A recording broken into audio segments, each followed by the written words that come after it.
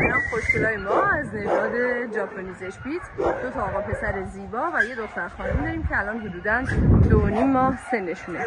این کوچولوامون واکسیناسیون دیورمیگشون انجام شده و قابلیت دریافت شجره رسالت IKC رو به نام خودتون دارن.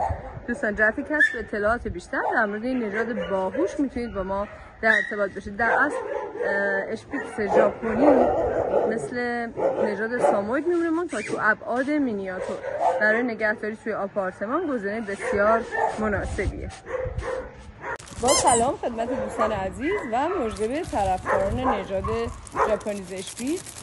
3 تا دو کیلوی از این نژاد بی‌نظیر داریم که الان حدود 2 تا 3 ماه سن دارن. واکسیناسیون دیورمیگشون انجام شده و قابلیت دریافت شجره رسالت IKC رو به نام خودتون دارن. دوستان این 2 تا اول آب پسرامونن که داشتن و این یه دونم که خوشگل خانممونه. جهت کسب اطلاعات بیشتر در مورد نژاد باهوش و بی‌نظیر با ما در ارتباط باشید.